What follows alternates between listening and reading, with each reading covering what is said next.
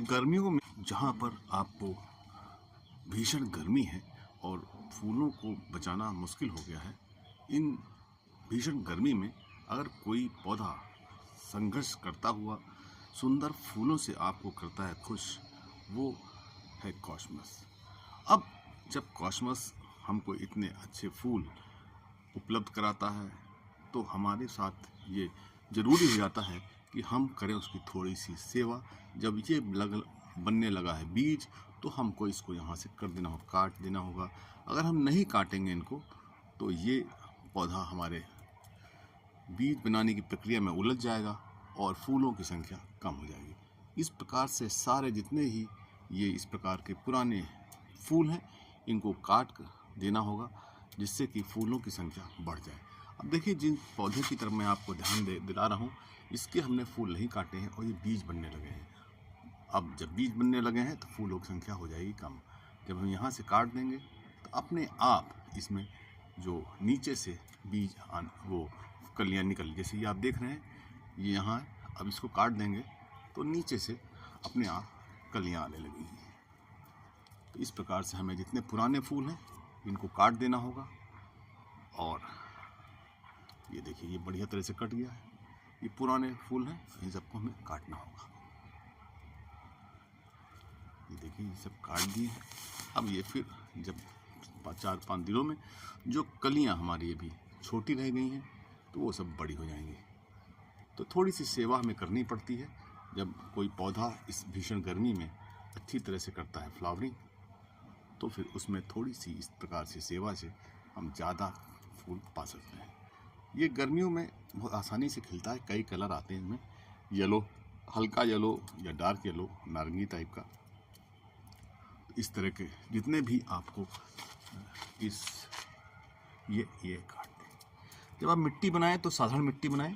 इसमें कोई ज़रूरी नहीं कि आप कोई बहुत ज़्यादा अच्छी खाद डालें, यानी कि आपको साधारण मिट्टी बनाएं और थोड़ी सी वर्मी कंपोस्ट अगर डाल देंगे तो बेहतर होगा।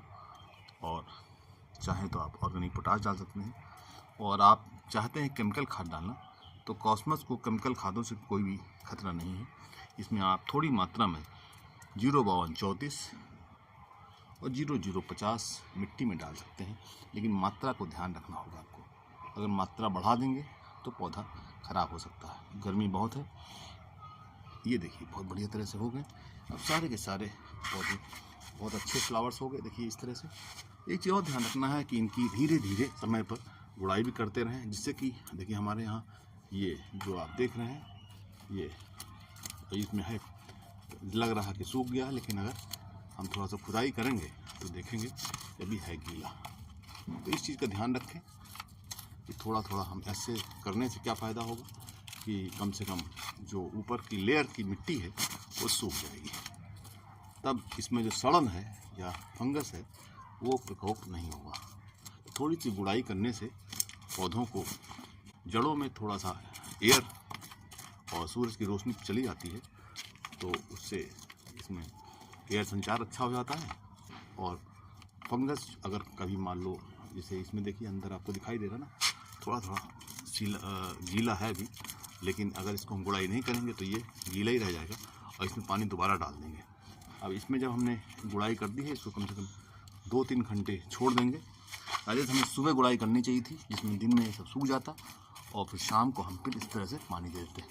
लेकिन देखिए सुबह नहीं कर पाए, तो जो काम हम नहीं कर पाए वो अगर आप करते हैं थोड़ी देर में, इसको हम 1-2 घंटों बाद में पानी डाल देंगे और देखेंगे कि अगले दिन ये बहुत बढ़िया तरीके से चाल करेंगे।